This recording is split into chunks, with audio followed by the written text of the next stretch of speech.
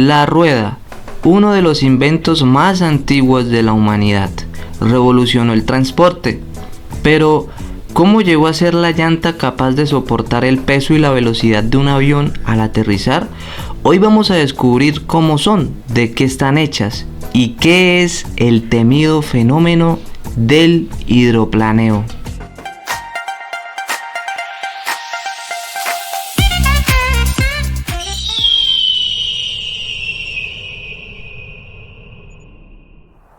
Cuando vemos un avión aterrizar, podemos ver este humo o vapor que botan las ruedas al tocar la pista.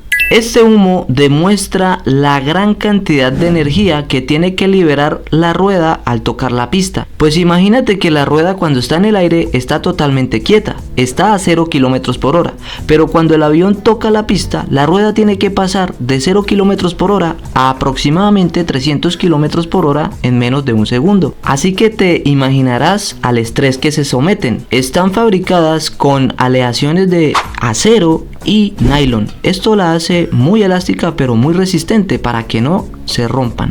Pero ¿por qué no explotan? Bueno, estas llantas no se inflan con aire normal, se inflan con nitrógeno. El nitrógeno se usa por muchas razones. Una de ellas es que es un gas inerte y se deja comprimir muy bien sin subir mucho su temperatura, caso contrario del aire normal, que al sentir el impacto simplemente el aire normal buscaría por dónde explotar y explotaría la rueda. Muchas personas deciden inflar la rueda de su coche con nitrógeno, pero en realidad ¿esto trae algún beneficio? Bueno, en realidad no mucho, pero sí lograrías que la rueda se desinflara más lento, ya que las moléculas de nitrógeno son más grandes y se les dificultaría escapar. También reducirías en un poco porcentaje la probabilidad de que el rin se oxide. Por cierto, suscríbete porque la corrosión es algo muy interesante que vamos a hablar en este canal. En conclusión, si no tienes un carro de alto rendimiento, no gastes tu dinero inflando las ruedas con nitrógeno. Además, recuerda que el aire normal tiene 78% de nitrógeno. Esto lo vimos en meteorología. No gastes tu dinero. Las ruedas también se inflan con nitrógeno por las extremas condiciones de temperatura que se viven allá arriba, ya que el aire normal tiene agua y puede congelarse, siendo peligroso para el neumático. Y como hemos visto, las ruedas se someten a demasiadas fuerzas que no nos alcanzaría el tiempo para explicarlas. Pero esta interacción entre el neumático y la pista también paga un precio, ya que hemos visto que este contacto es muy fuerte y también sumándose a que a nivel microscópico la pista es muy rugosa, sumándose así fenómenos que pueden llegar a ser muy peligrosos por culpa de esta gran interacción con la pista y la rueda. Una de ellas es el graining, que es esta especie de goma que se pega al neumático por culpa del sobrecalentamiento. Y también tenemos el blistering, por culpa del calentamiento interno nacen ampollas. En aviación, estos dos fenómenos no deberían llegar al punto crítico, ya que el mantenimiento preventivo en aviación es muy riguroso. Es por eso que como pilotos tenemos que reportar un hard landing o cualquier aterrizaje anormal. Sería un MOR, no un hipo. Estos dos conceptos te lo explico en este video que te dejo acá. Ahora, ¿qué te parece si respondemos a la pregunta que te dejé en este video muy interesante de aerodinámica? Si no lo has visto, ve a verlo, está muy interesante. Entonces, ¿qué es mejor en un día lluvioso? ¿Tener la rueda muy inflada o poco inflada? Pues al tenerla un poco desinflada, la rueda va a tener una zona de contacto más grande con el suelo y va a tener más adherencia. Pero también tenerla muy inflada va a pisar más firmemente el suelo. Aquí te lo explico con esta gráfica.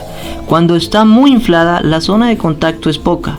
Cuando está un poco desinflada es mayor, pero es más irregular el toque. Así que la respuesta va a variar muchísimo, dependiendo del tipo de transporte en el que te muevas y siempre manteniendo un equilibrio dentro del rango de PSI que te diga el fabricante para esa rueda. También cuidando a la vez la integridad de tu manejo. Ya sabes que si está muy inflada, pues no puedes pasar por superficies muy resbalosas, pero si está muy desinflada, cuídate de los baches y de los terrenos irregulares. Pero ¿por qué te estoy diciendo todo esto? Porque vamos a pasar a un tema muy interesante para que lo entiendas a la perfección. Es un fenómeno muy peligroso en la aviación. Su nombre es el hidroplaneo.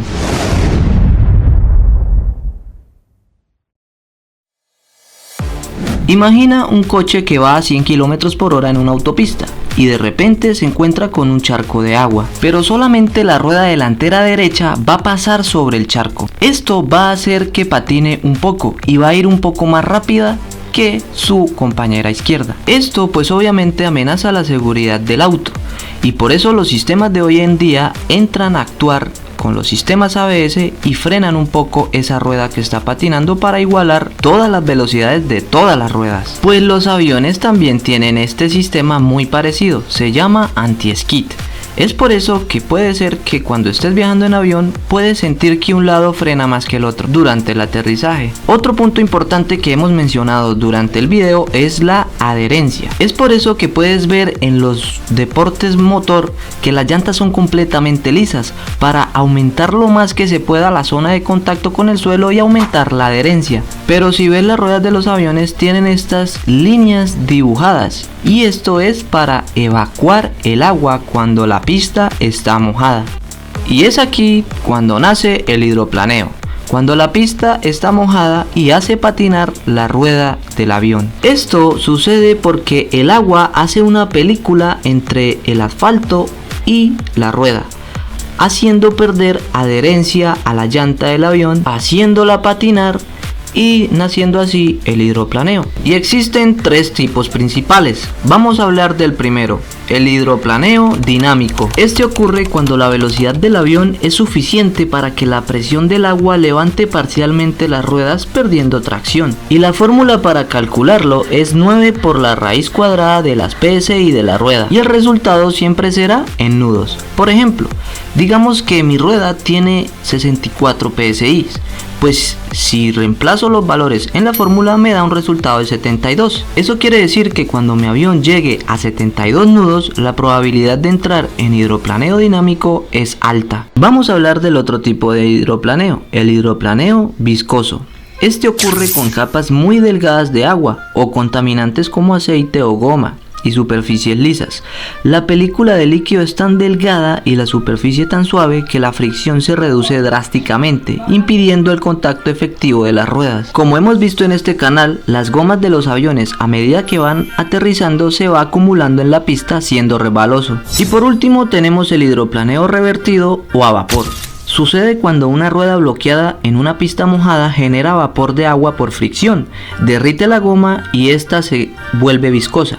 Se crea una película que mantiene la rueda deslizándose y la goma revertida se adhiere a la pista. Para concluir el video te cuento que hay una maniobra que nosotros los pilotos hacemos que se llama Positive Landing o aterrizaje positivo.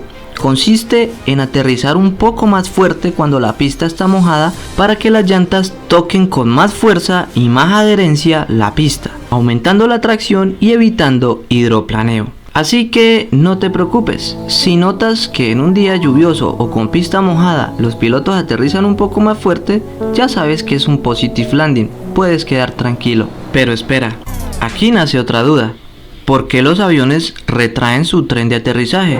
Bueno, eso te lo contesto en este video que te dejo aquí en la esquina superior derecha.